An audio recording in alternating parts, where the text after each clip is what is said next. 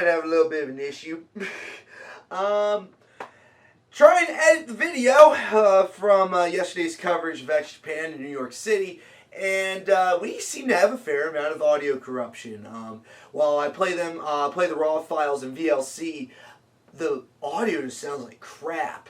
And if I throw it into my editing program, it skips and cuts out all over the place. So I'm not sure what's going on.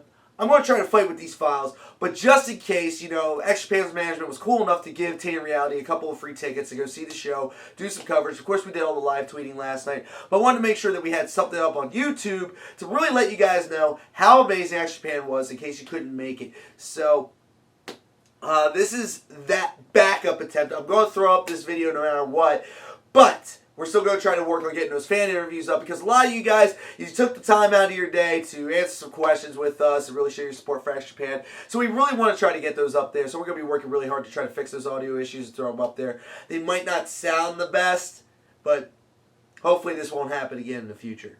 So, X Japan in New York City. Finally, they made it to Madison Square Garden. They originally planned to do this show back in 2008.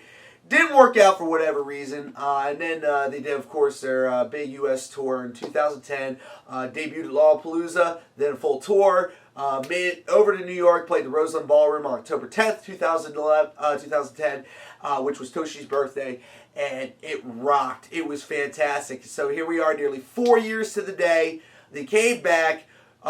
Finally did Madison Square Garden, brought the whole stage production. This is the same exact show, the same exact way you would see them at Tokyo Dome or Yokohama Arena. But ladies and gentlemen, if you weren't there, you missed something special. Like, these guys came out ready to dominate the world. Their musicianship was just amazing. Every single member of the band, some people attack the band saying, "Oh, it's just Yoshiki, it's just Yoshiki." No. Those guys went out there and they all kind of did their own thing. Everybody had their own moment in the spotlight, and a lot of times it was really, really haunting and beautiful. There were times where, especially during Sugizo's solo performance on the violin, where it kind of got, it was a little scary out there. There were some really haunting noises he was making out of that violin. And then there was a really great jam session between Heath and Pata, which was just, it was just a great rock moment. And then, of course, we get all the emotion and all the tears from Yoshiki performing solo, and he had his traditional drum throne, which moves around and rises. That was quite a sight. That was really amazing to see, and he really performed with all his heart and soul. Seriously, they went out there like they were on a mission. Like, these guys don't seem like they're approaching 50. They're still going out there and they're still rocking it. Just like everybody else out there, the crowd was totally into the show. This crowd was all about, there was a lot of crowd interaction, of course, the Endless Rain chant that always comes up, but they actually gave us these little, I have it somewhere.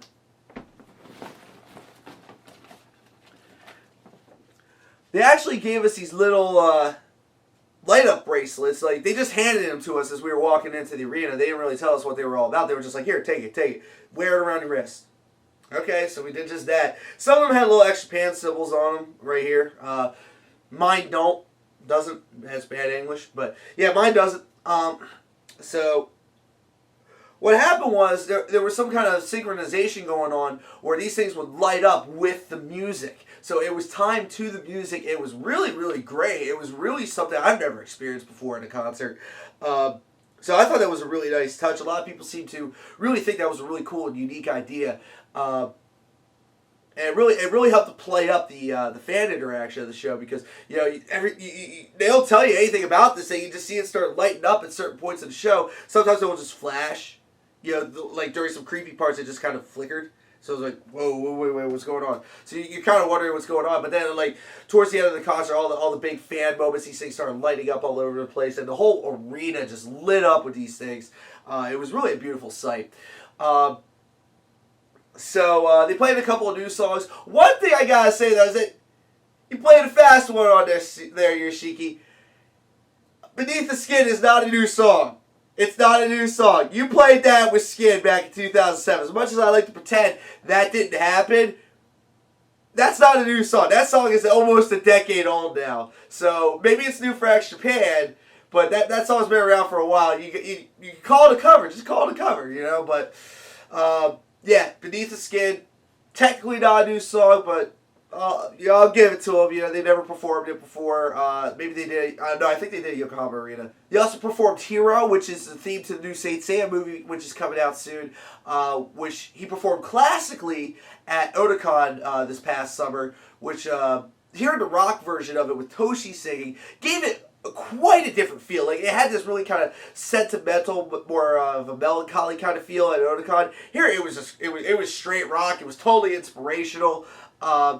Lyrics are, yeah, a little. It's typical Yoshiki flair, but hey, you know, that's what we all love X for. But for the sake of not dragging you on this video too much, because I want to fight with these audio files, see if I can't get them to work properly.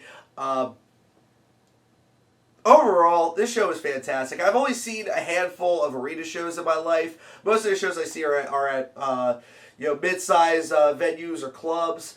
But this is only the fourth arena show that I've seen in my life, and to be honest, it was one of the best. I think the only one that did it better was Rammstein, because Rammstein, that's a hell of a show to try to outdo. X came close; they came very, very close, but it was a fantastic show. It was a fantastic show. Easily the best J-Rock arena show I've ever been to.